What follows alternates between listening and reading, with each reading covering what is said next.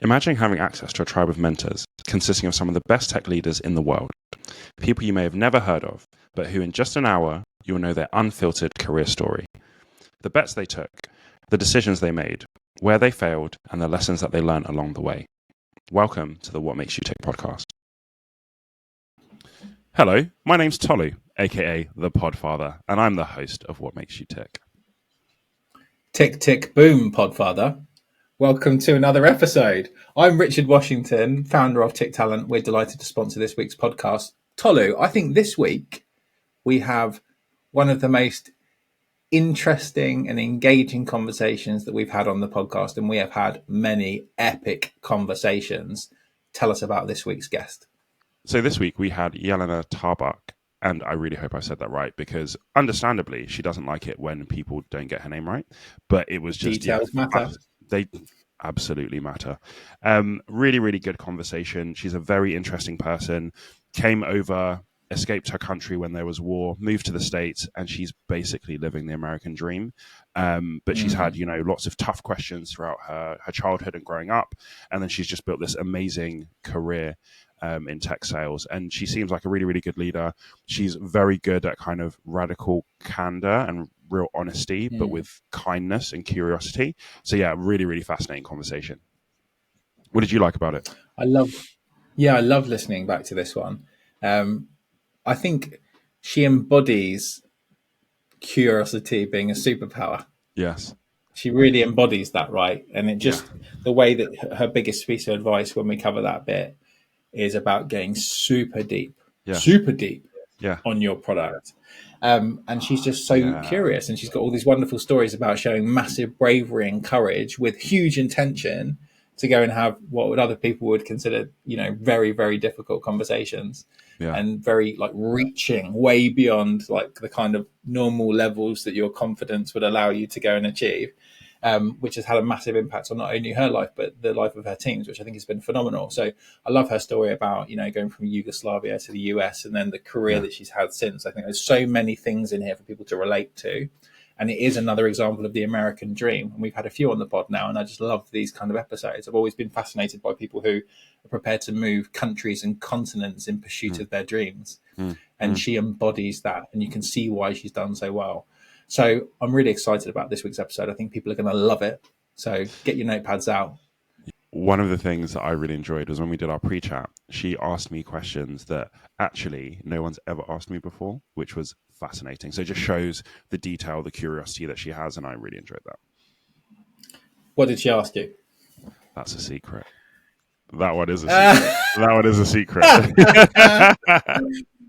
Interesting. Well, let's see if people can guess it by the end. Without further ado, let's roll the VT. Jelena, welcome to the podcast. I'm really excited for our conversation. Thank you so much for joining us. Thank you, Tolu. Happy to be here. Excited for the next 45 minutes or whatever it takes. So, Jelena, what makes you tick? Ooh, right off the bat. Nice question. I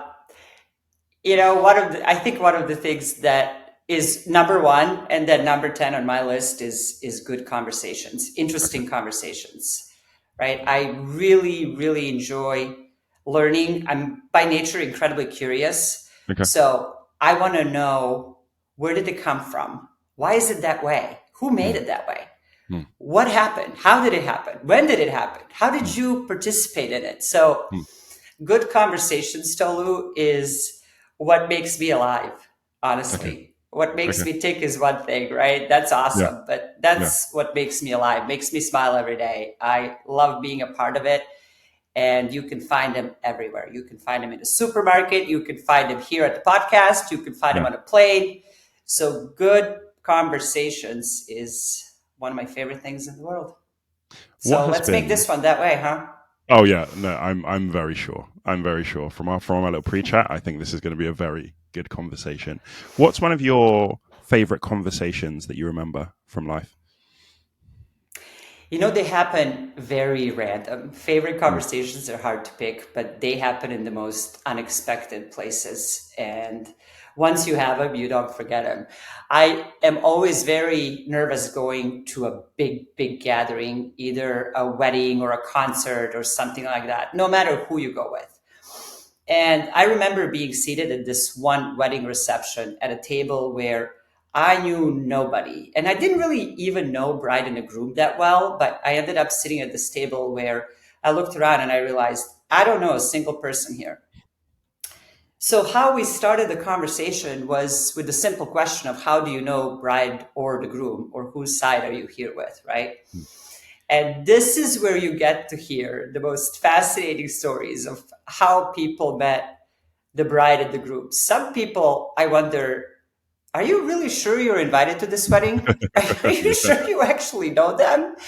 But you hear so many random meets and greets throughout life that bring you to this table. It honestly remains one of my favorite conversations. There was a hiking friend that the bride met on the trail, and they became very, very good friends. So imagine learning about that. How did this happen? What happened? They were hiking Grand Canyon and they met on the trail. And it was like, wow, that's amazing. You met a friend you want to invite to your wedding on a trail. Incredible, right? Like mind blowing. The other person at the table was a son of a teacher that the groom had in high school. It was just like, what? Yeah. Wow. How did this happen? So those two became friends, and then he got invited. I mean, it's just remarkable, right? Like people's connections are so beautiful in their mystery, but how unpredictable and random they can be, it's just amazing. So that remains honestly one of my favorite moments because it was so unexpected, and I was just so nervous and not really, thinking about why did they seat me at this table? From there to wow, look at what I've learned and look at what I've heard. It was just so fun. So I can't forget that one. It still remains one of my favorites. I think that there are so many good opportunities for conversation if you're curious and if you're looking for it. Like people are so interesting. There's always good opportunities for that. When you get to know people who they really are, when you truly become curious on why are they the way they are, what's their story, it's amazing what kind of a relationship you can build professionally or personally, because you really understand, not fully, but you understand what they are and where they want to go to a certain extent. Because having a relationship, that's what it's all about. Do you know what matters to me? Do you know what's important to me? To your first question, do you know what makes me tick? Because without it, is it a relationship or is it just, something that needs to be there, that's pressured? So it's honestly, Tolu, been kind of a big guiding light for me for a very long time. And I think one of the reasons why, I'm happy and successful, but in that order. Yes. Why is that order so important to you? So back to, getting to know people, understanding who they are, where they're coming from, what they like, what they don't like, what's memorable to them. What do they remember from 5 years ago and why? And what made them smile? What made them sad? What is it? Are you a head person? Are you a heart person? What do you react to? How do you react to it? Do you react to it? And I think, to me, knowing that is so important because that's what makes me happy. Knowing that about them, think about the other side. Think about what they think when I ask those questions, and when I actually appear like I care, when you actually appear like you really want to know. It creates a bond where you trust each other, you're loyal to each other, you listen to each other, you hear each other, So to me, it all starts there. You got to be in a good place. You got to be happy. And maybe happy is a bit of an overrated word, but you got to be in a good place to go chase whatever you want to chase, because that's where it all starts, That's where it begins. I absolutely love that, because I think a lot of people are chasing their dreams, but from an unhappy place. And I think you can definitely see how that's expressed within how they actually do the chasing of their dreams. Yes, I can't agree more. I can't agree more, because if you're in a good place, you're good to everything and everyone around you. Yeah. Think about if you're not, when was the last time you were not in a good place? Did you have a podcast? Probably not. No. Hmm. So, Jelena, what is your story?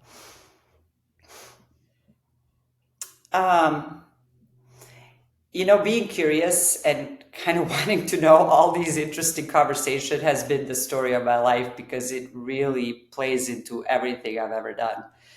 Late in high school, a war broke out in my native country. It was Yugoslavia was on fire for many, many, many years. And that was one of the reasons why I left. But I was one of the very few people who not just made a choice to leave, but who had a chance to leave. So coming here was a huge journey for me. Last year of high school, getting on a couple of planes and landing in Wyoming, where I was an exchange student, was a whirlwind of change. I actually remember landing in Chicago for the first time by myself and not really knowing where my gate was to this very small airport called Casper, Wyoming, where I had to go. And somebody told me to take a shuttle bus or a train. I think I understood a train. My English wasn't great at the time. So when they said that, I didn't really even know how to ask what that meant, but I assumed that meant that I have to go take a taxi to take me to a train station for a train that's going to this gate. Because it's America, right? So everything is, big and complicated, but it's probably connected. So I did. I went, got my luggage, went outside, and I remember it was gate D54. And so I went outside, and people are asking me, where are you going? And I said, I'm going to a gate D54. And he said, what? Where's that? I said, well, I don't know. It's somewhere on the airport. I just need a taxi to take me to that train. There's a train. And this gentleman was so kind. He said, oh, okay. It's not, okay. I see what's happening here. And that took me back. So those are my first, baby steps adjusting to the change. You kind of never forget, right? So as a newcomer, you get to experience a lot of questions, a lot of people being curious about you, a lot of people assuming so many things about you, right? So I think that's also where I developed my curiosity, because I was asked so many times, so many different things, so many different people wanted to know, in a situation, in a war situation, what's my stance? What's my side? And that's always a tough conversation, because that's the first thing that comes to your mind. It's a war, right? So whose side are you on? Who are you with? So imagine trying to navigate all that as a teen. It was pretty interesting. And then from there on, I discovered seriously the land of opportunity, because if you work hard and if you build good relationships, and if you're just honestly looking at the success as almost something that's granted, you end up there. You end up there just by knowing and manifesting it will happen.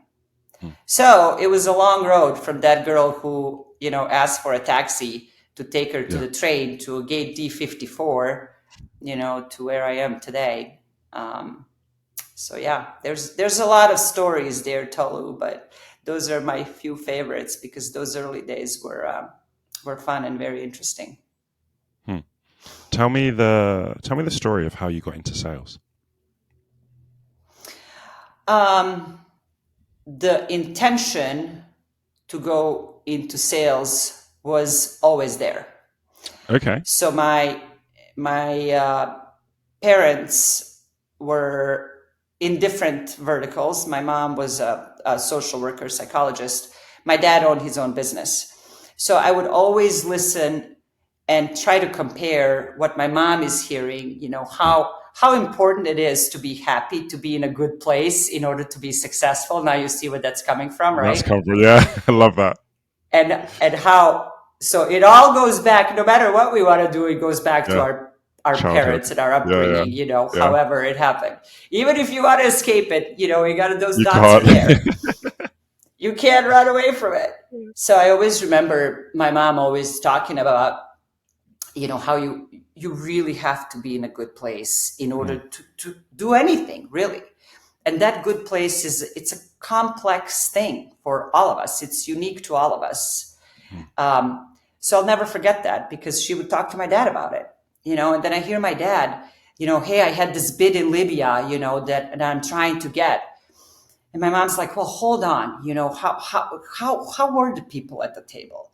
Were they combative? What? So the conversation was just so interesting to me. And so I honestly, from the early days, I was like, I'm really, really curious about this whole notion of talking people into something, in making Tolu buy something from me. Maybe it's an opinion, maybe it's a point of view, or if I'm really lucky, it's $2 million worth of software, But it's all, to me, from the early days, of listening to my parents, it's the same, because it's having a conversation that sells you first, but then sells everything else you bring to the table. And you can't start with something else before you start with you.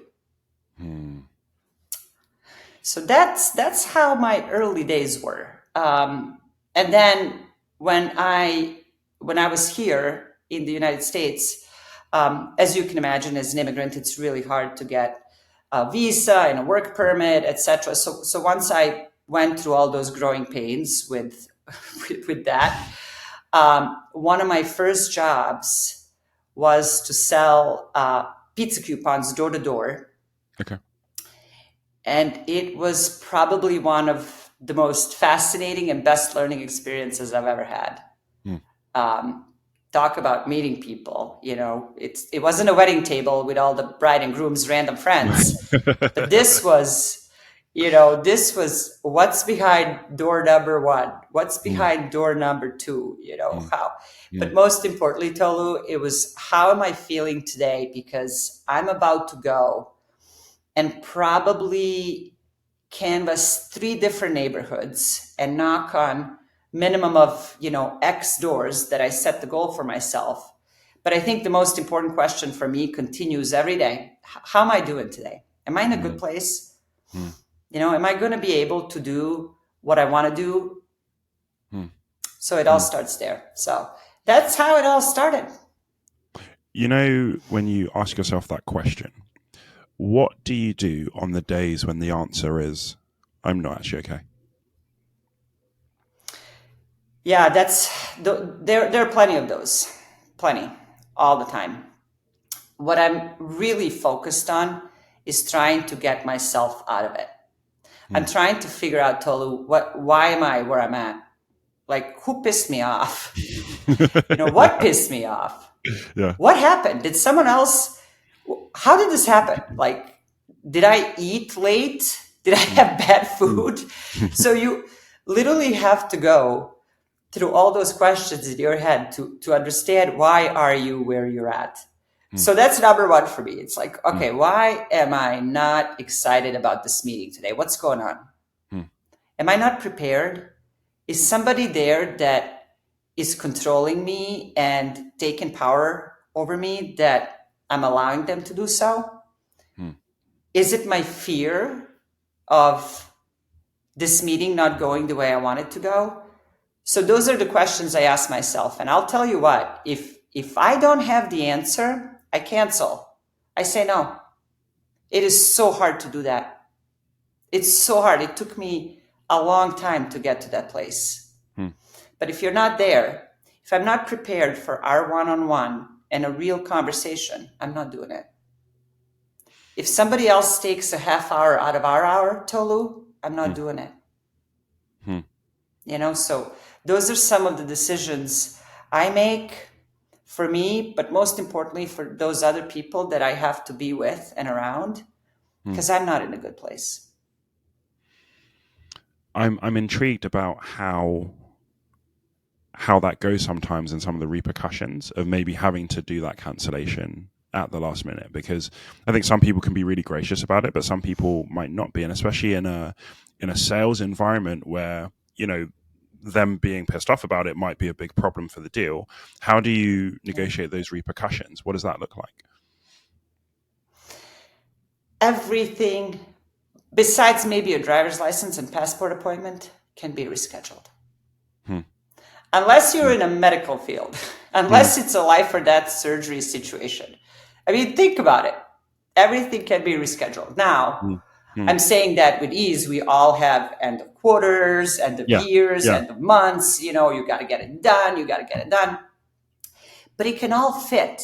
It honestly can all fit. But it has to fit.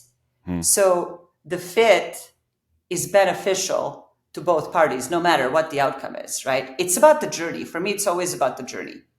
Outcome will happen. I take it for granted. I already shared that with you, Tolu.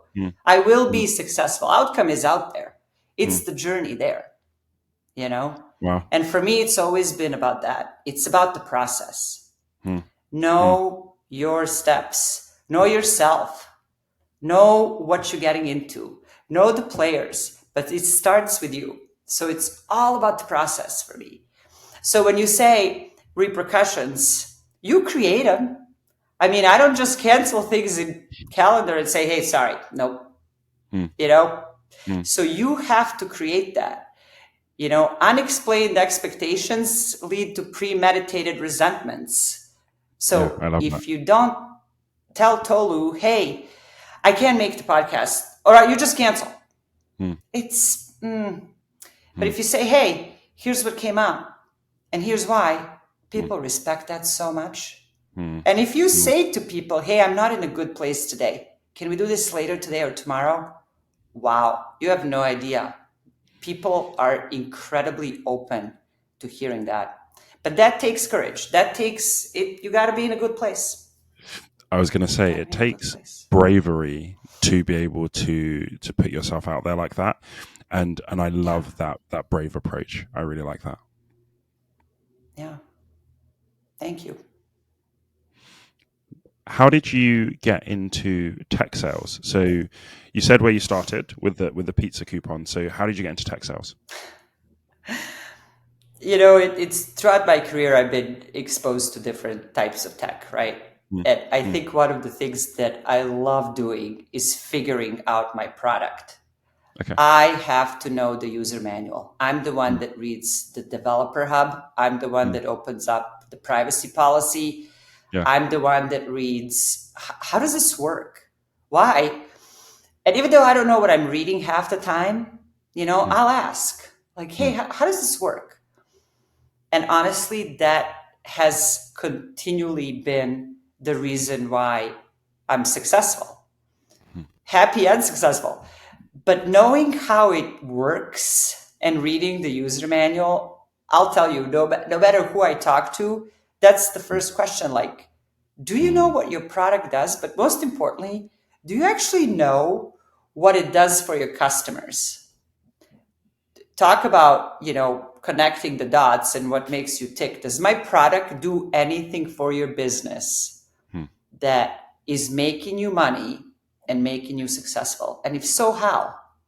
Where is that, sweet spot that your use case goes from 0 to hero? That's super hard to know unless you know your product. So I'm a huge believer in I'm not a developer. I really don't know how to code.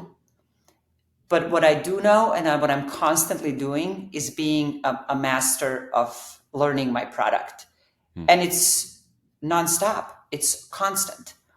I think that's one of the reasons why I love tech sales and why I'm a huge fan of, you know, how and what it does in your business to make you successful.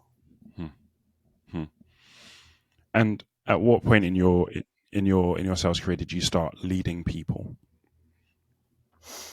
You know, pretty early. And I think the reason is because I picked a piece of the product or the product and really became a subject matter expert. Like when I read that user manual, you know, page 45 through page 57, I'm like, I get this now. Oh my gosh, I get it. And if I get it, I'm going to get it, you know, I'm going to really evolve it.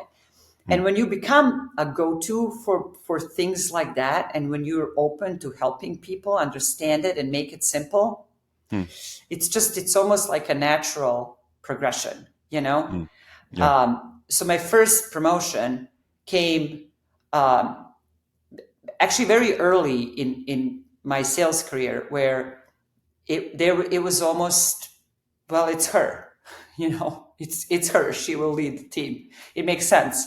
Yeah. Right. So that kind of continues no matter what position, leadership position I'm in, second level, third level, doesn't matter. I do the same thing. You know, can somebody show me the user manual? I really need to understand our product. And show me the page I can actually, you know, that things can click for me so that I can help you. I actually understand what you're telling me. You know, I can relate to it. So absolutely super important to me.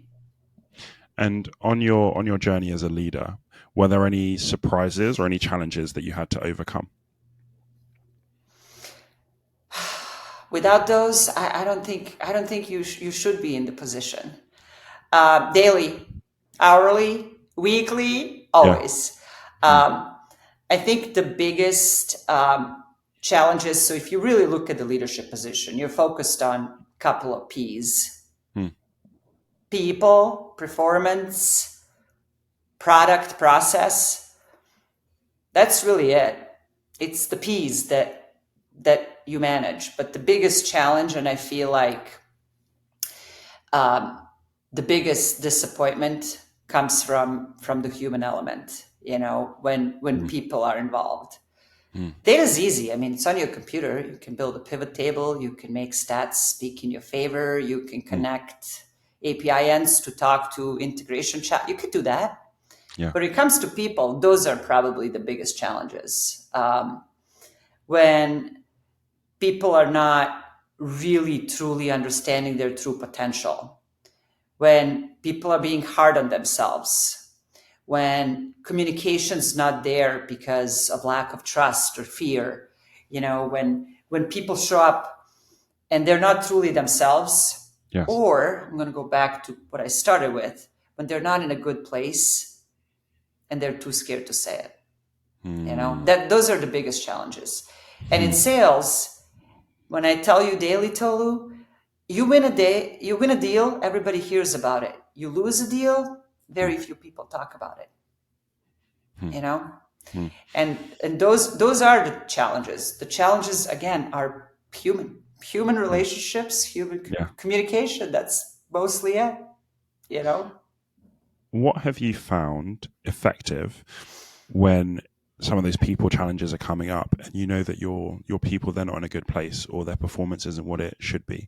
What are some of the effective things that you found in helping them out of that place? It all starts with time. You got to give people time. You got to give them your time. They have to give you your time. You and I were joking before the podcast started. I said, I wish I can buy a pack of 8 hours of Amazon, you know, so I can have more time. But when you give people time, it's remarkable what happens. I so remember this one story with one of my reps who just was so eager to get out there, but there was no relatability. He could not relate. He would start, Tolu, thank you for having me on this podcast. Let's get started. right? Like very clinical and very much, I want to get to my demo. I want to show you my product. And I kept saying, hey, you gotta get relatability going. Yeah. But you can't just say that. You actually have to have a conversation about it. What does that mean? What does that look like? Yeah. So him and I spent hours, because I couldn't just stay at, hey, Tolu, you need to be more relatable. And a lot of leaders today just say, hey, go build more pipeline. Yeah. Go be more relatable. Assuming you'll figure it out. Well, some do, but many don't. So when you have that conversation, so Tolu, tell me about relatability. How do you want to start our one-on-ones? What do you usually say to me? I don't know. Hey, Jelena. I'm like, okay. Then what? Then what do we say? Then what do you say to me? He's like, all right, let's get started. It's our one-on-one. I'm like, okay, no. You know, I mean, I'm a human being. You know, like, hey, how's your morning? Is it morning? Where are you? Are you traveling? Like, how's your week? How's yesterday? How you doing? You doing all right? Like, that's relatability. You know, be curious. And he's like, but I don't even know you. And plus you're my boss. Plus I don't know these customers. They don't care. That's cheesy. Like, okay, if you make it that way, right? Yeah. So but you have to care what I'm saying. If you don't care what I'm saying, it will show. So let's start again. How would you greet me on our one-on-one? Hey, Jelena, how's your morning? I'm like, okay, no, I'm not feeling you. You just said what I just told you to say. Yeah, exactly. So this is why this took hours and days. But so it didn't happen overnight.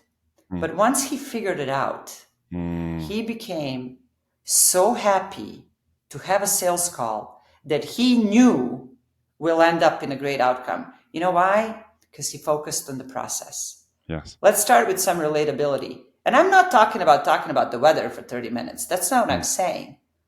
Be genuinely interested in people. Genuinely. And remember what they told you. And lead with that. Because that's how you're going to build trust. So don't start with me, hey, Jelena, let's start our one-on-one. Like that. It's not going to do anything. So those are a couple of examples, Tolu, that I think make people and myself successful.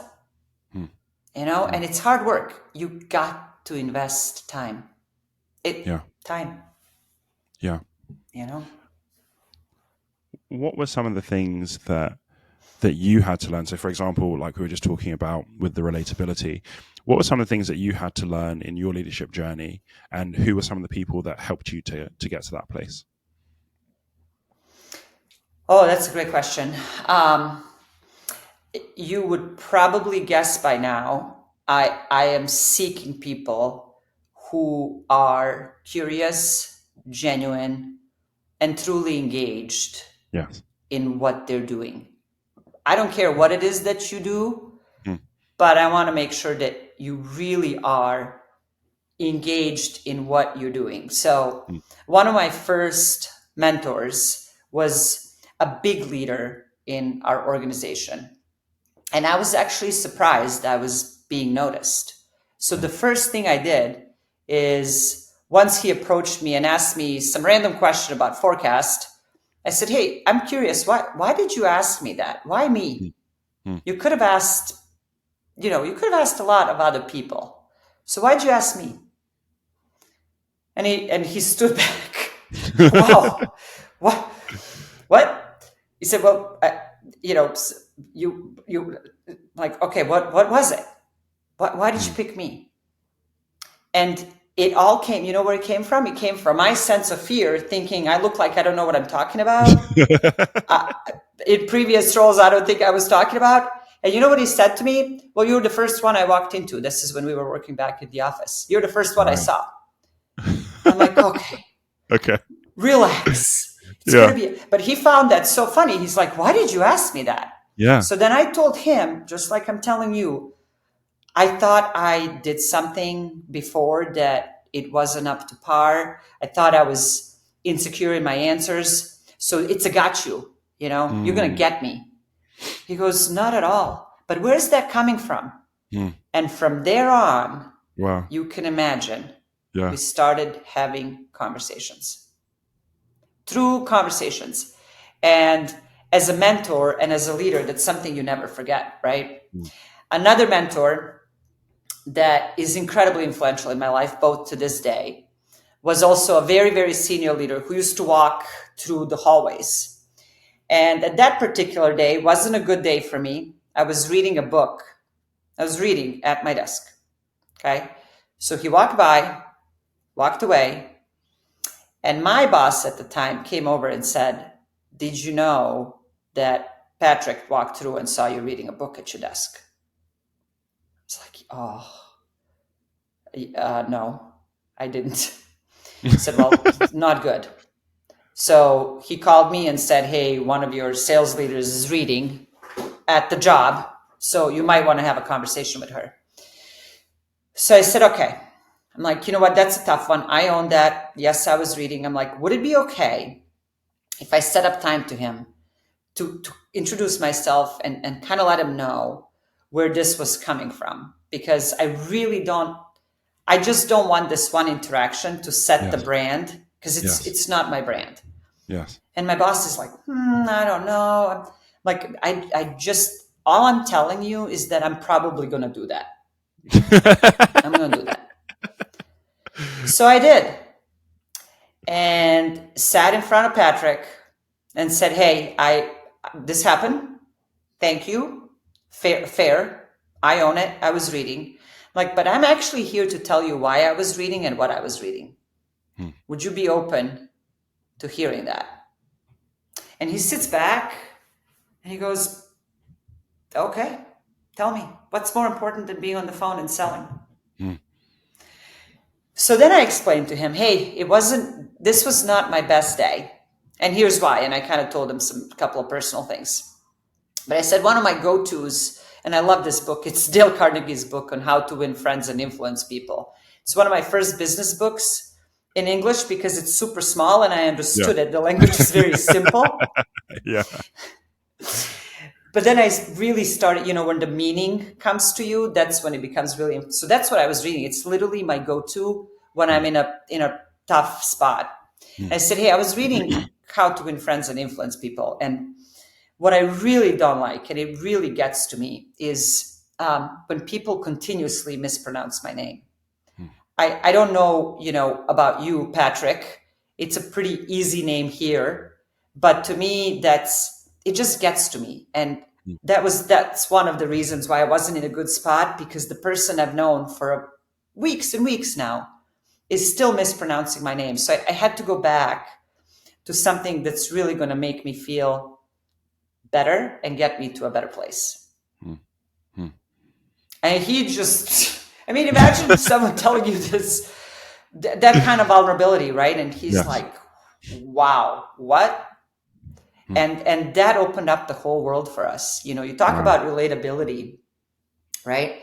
You open that door and then someone becomes pretty much a leading light in your life. So him and I have had a phenomenal professional relationship. Now I met his son and helped his son, get a role somewhere. And it's just, but it all started there. I was reading a book, Tolu, and I got reported. One of the things that I absolutely love that keeps coming through your story is braveness, because having that conversation, that's your boss's boss. That's a brave conversation. And I just feel like braveness keeps coming through your story and your journey. And I think we can all be more brave. And I think it will open so many doors for us being brave. But have an intention. Bravery without intention is recklessness, right? You might break some relationship's pretty bad, beyond repair, if you don't have the right intention, right? So be brave with the intention. What is that? What are you trying to do? In my mind, I knew I can't let this book reading in the middle of a workday define me, because through his eyes, he thinks I'm lazy. I'm not doing what I'm supposed to be doing. And rightfully so. That's the perception, right? So bravery is definitely an incredibly powerful trait, but it has to be done thoughtfully. It has to be done with intention. I mean, in sales, Tolu, it happens all the time. And you don't even know you're doing it, because when someone's not getting back to you, you have to be brave enough to put time on their calendar and say, hey, I'm here at this point, please come. That's bravery. Bravery is, hey, I don't feel like the last promotion cycle I was awarded the compensation I think I'm really worth. I want to talk about making more. That's bravery. And those are the moments where you really recognize people who are ready to go take the journey, no matter what the weather is, because when it's raining or snowing or the roads are bad, you're not going. But those who go when the seas are rough and it's icy roads, that's bravery. Yeah, that's bravery. So don't let, that's why I'm talking about intention. Don't let other factors around you, mess with that, because they tend to. In sales reps' life, you have whisperers from sales engineers, technical staff, your boss, your peers, your other managers. Everybody knows what to say to you, right? So if you allow that and they mess with your intention, there goes your bravery. Like, dude, don't put a blind invite on people's calendar. That's just rude. Yes. Oh, okay, I won't. Yeah, you're right. Right? And I think bravery too, Tolu, is helping people be better. And the only way to do that is to be very real and honest with people. Give them the real feedback. Tell them how they make you feel. But again, set the expectation. Hey, here's where I'm coming from when I saw that happen. And you need to understand, this is my perception, but here's what I saw and heard. And then you tell them. Remember that rep who couldn't relate? We would have never started that conversation unless I said, hey, you are so clinical. I have to tell you, every time I get a sense that all you want to do is demo me at all times. All you want to do is show me your demo. And he said back, very successful rep, said back like, wow, what? It's like, and here's what I'm hearing. And here's why. And then we went back to that whole conversation about how he starts our one-on-ones. Right? And people, that's bravery. So thank you for noting that, because I own that. And I need to teach others, and I want to help and coach others on how to do that correctly with intention. Because one of the things I was curious about was that it seems like in some of those uncomfortable conversations, you have a really good way of getting people through that. So even with Patrick, for example, the way that you led into that conversation was really effective. Was that something that you always had? Or was that something that you had to learn at some point? Like, where did that come from? Was that something that just came like naturally to you, or did you really have to learn how to be able to do that? Yeah, you know what? A combination. I mean, I was telling you earlier, I would listen to my mom and dad talk to each other, right? And the things they brought to the table were so new to me, because I've never heard anybody talk about that. How did they show up to a meeting? Do you feel like they were in a rush? Do you feel like they wanted, do you feel like you're going to actually get this? Do you feel like you are the person that they're going to give this money to? Why? You've never even met them. What did you say? And so when you kind of hear that from early days, you really become curious. And then I was telling you, coming from a war-torn country, you get put in situations that are very uncomfortable.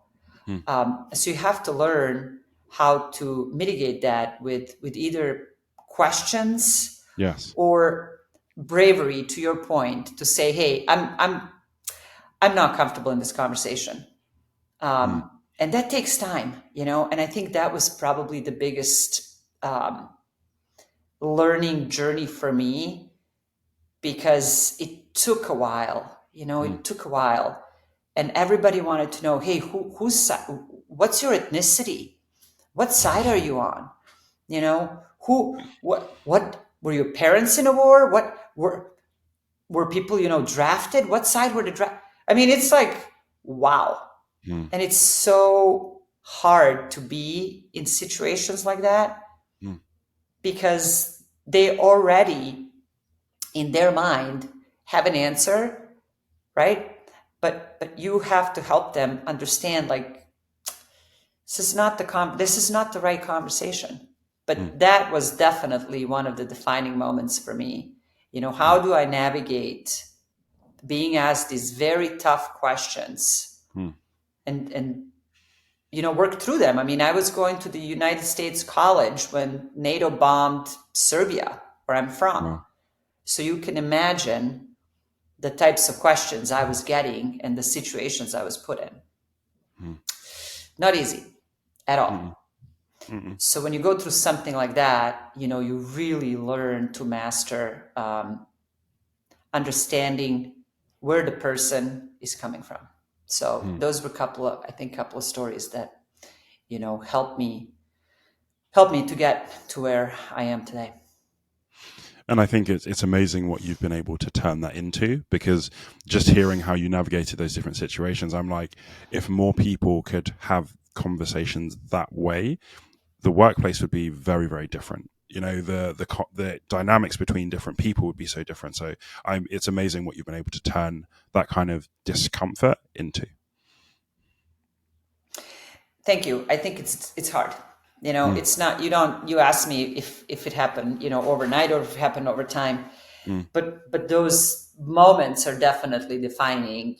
Even to this day, somebody will recognize my accent and say, so where are you from? And I'll tell them, oh, okay, so you were on that side when the war, like, where were you at this time? It's like, wow, it's never going to stop.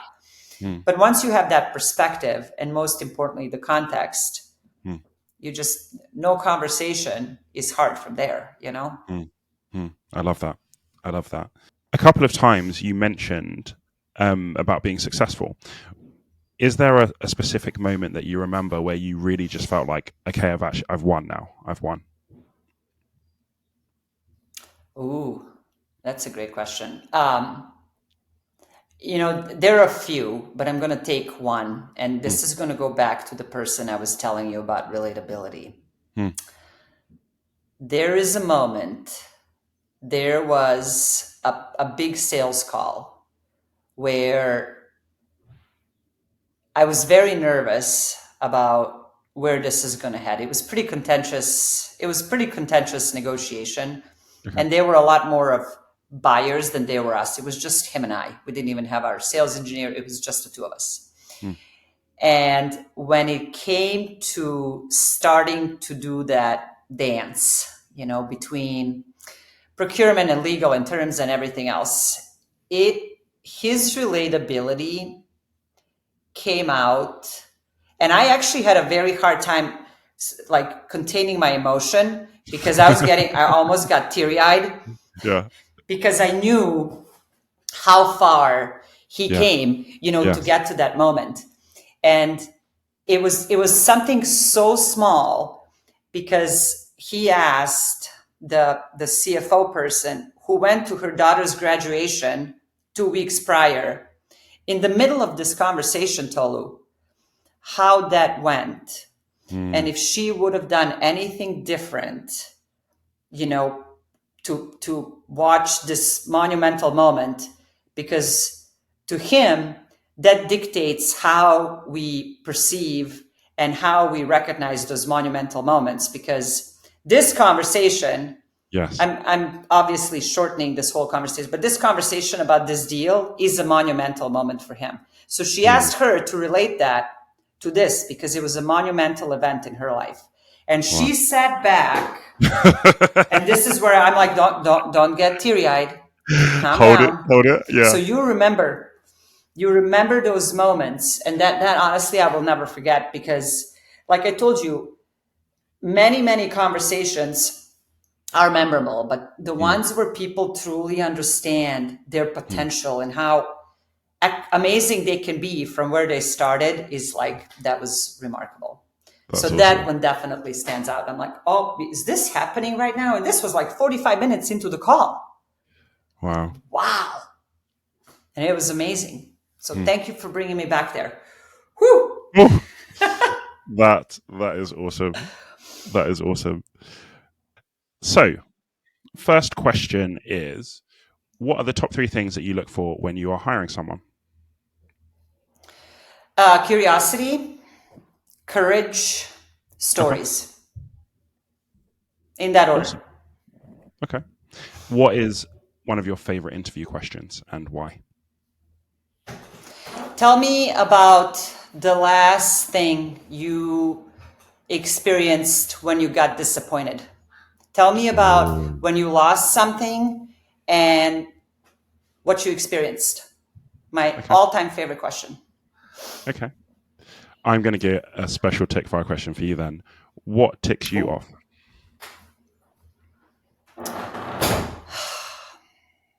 People showing up when they're not in their best self. Okay. By far. Yeah. If you're not your best self and you show up, not good. By far. Okay. And I can feel it. I can recognize it. Yes. Good question. Thank you. What advice would you give to someone who's listening to this that wants to go to the next level of their career? Pull up that user manual. Pull up the user manual and be a steward of your craft. Know your product. Read it. Know it. Memorize it. Know how it works. Know what and how it integrates into whatever it is that you're doing. You got to know your stuff. Love it. If you were going to host a podcast, who would be your first guest? Well, Tolu, we're going to flip the script. I would love to interview a podcaster. So someone like you, I would love to get the top 10s from all these interviews. So it'll be you, Tolu. Congratulations. Me. You're far too kind. You are far too kind. And last question. At this stage of your journey, what is your definition of success? Continuing to evolve and learn my craft. I'm never done. You know, every day I either fall, I get up, or I'm on a high. And you know what? I don't want it to end. So keep the pressure. I love it. I love it. Jelena, thank you so much for being on the podcast. And I hope I said it right this time, because I know you don't like that. But thank you so much for being on the podcast. I have loved our conversation, and I know lots of other people will too. So thank you so much. Thank you for listening to another episode of What Makes You Tick. I hope that you enjoyed listening as much as I enjoyed having the conversation. Absolutely. There's so much value in learning from virtual mentors, people that have already gone through incredible careers, and they've got wonderful stories and lessons that they can share for you to have a bigger and better career in tech. And if you like this sort of content, we've also got a newsletter that we publish weekly called Growth Magnet, all about tech startups, leadership, scaling and performance. We'll put a link in the show notes, and it'll be fantastic to see your comments on our next post.